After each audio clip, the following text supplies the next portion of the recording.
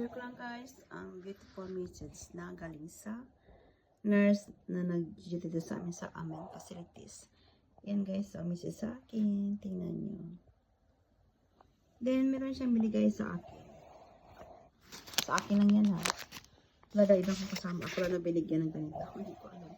Kasi nung time nag-farewell sa doon sa amin, is wala ako ng time na yun.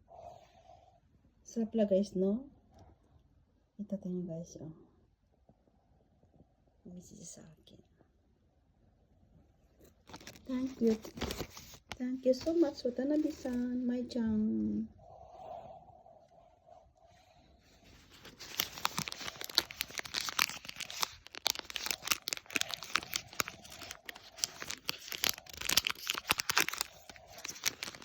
Thanks always for watching. Sarap guys, 1 point. Good love letter.